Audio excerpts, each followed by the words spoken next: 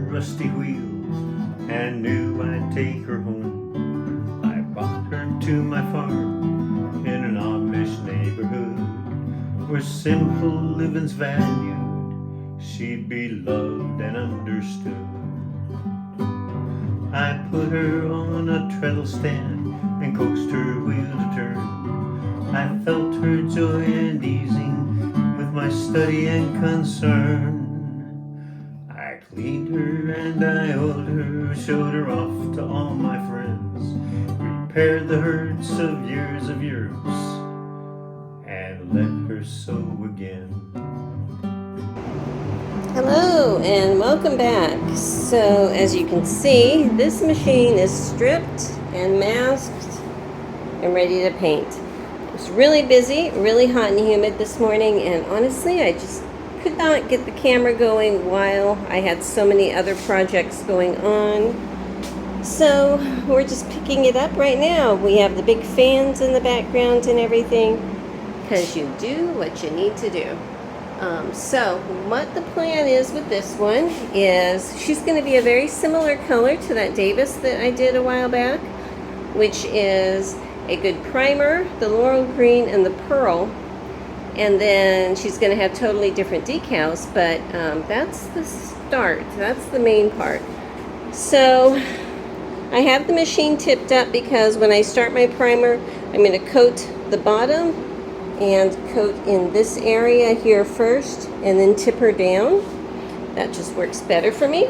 So let me go ahead and get that part done and I'll show you what she looks like after her primer coat is on.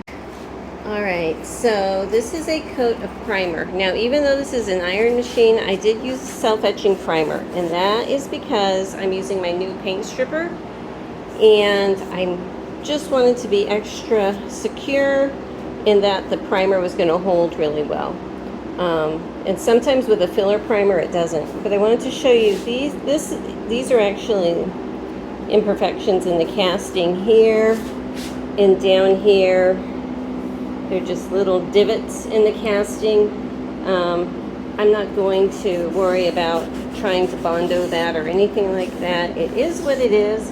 It's the character of the machine. But after the primer is dry for about 10 minutes, I have a clean microfiber cloth and I come back and I just kind of buff it down, because if I don't, it feels almost grainy, and I want to have a nice smooth texture before I put my color coat on. So that's what I've just done. Now I'm going to come back with my Rust-Oleum Laurel Green, and this is it. I'm going to use at least one, probably 2 coats, and I'm also going to be topping it with a pearl coat, so this is going to get a lot of paint.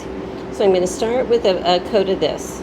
At this point there are 2 coats of the laurel green enamel on, and so I'm going to give these about 15 or 20 minutes to dry, because it's pretty high humidity, so when it's really, really hot and dry I can only wait maybe about 10 minutes, but I'm going to give it a little bit longer to tack up before I do my next coat, which is going to be my pearl mist.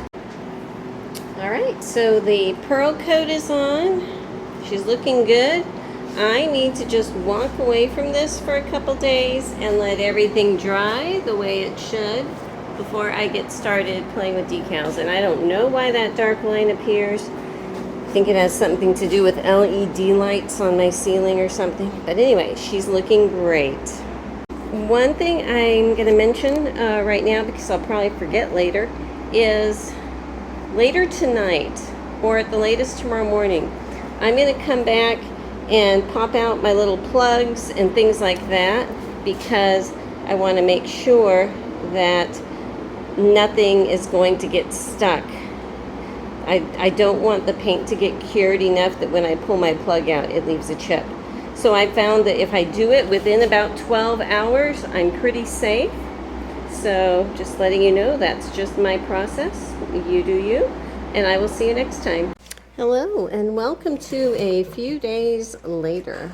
So back up here at my table, got my little dish of water, and I'm going to get started with her decals. She is going to be another rose covered machine, And this one is also going to be named after a grandmother whose abbreviated name is Roni. So I'm going to be putting that on, but first I need to get all of my decals cut out. These are on a clear water slide decal paper, so I'm just going to be cutting, you know, a few millimeters around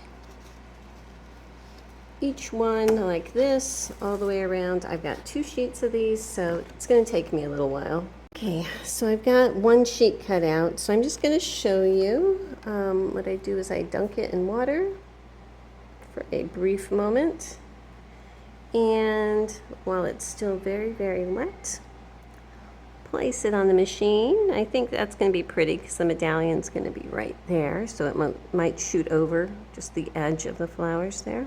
Okay, so if that's where I want it to end up, I'm going to actually raise it up a bit.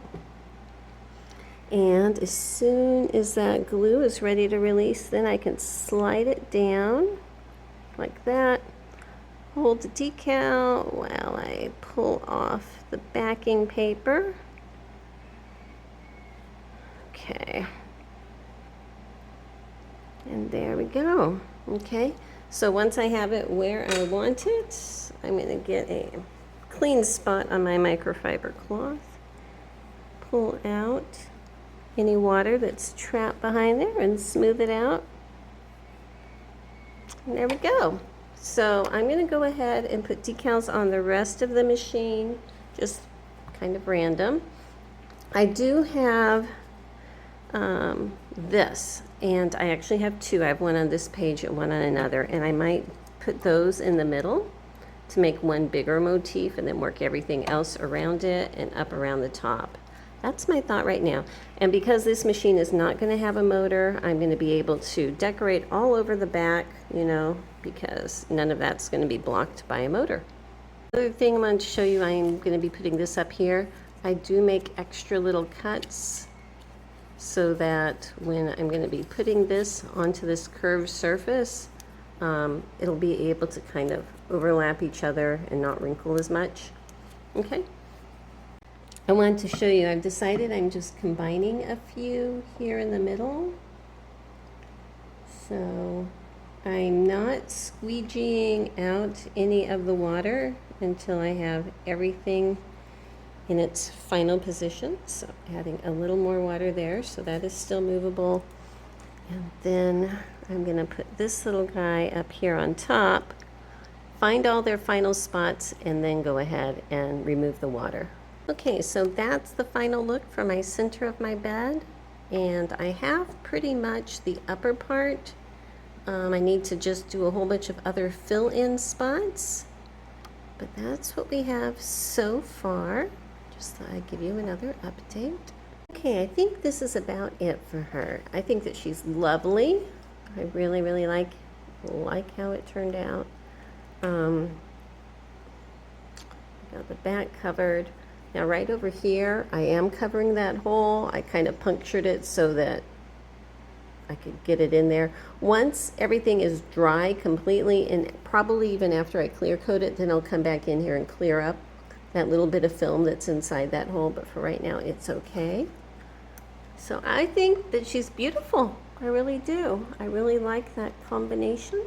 On this machine, because it's a spoked wheel, you can't put decals on there. The belt guard has that big old bobbin winder right here, and so the belt guard's pretty much covered up, plus it's pretty small to start with, so really it's just the machine itself that can be decaled, but I like it. So I'm gonna let this dry for at least a day before I come back and clear coat over it. And again, I am gonna be using this clear coat here. Puts a nice thick finish on it, which is good. So I will see you then. Hello and welcome to the next day. And I did not show you while I was doing it, but I did clear coat her this morning. It's been about 15 minutes since I did it. So I wanted to come back in here and show you how she's looking. So far, so very, very good. I really like that. And I've got her wheel over there. and other accessories going. But we're going to give this at least 4 days to dry before I start messing with her. But with that being said, I will be coming back probably this evening and just scoring around here where I have it taped off and pull out the plugs just to make sure that I'll get those out before the clear coat totally sets. But yeah, she's beautiful.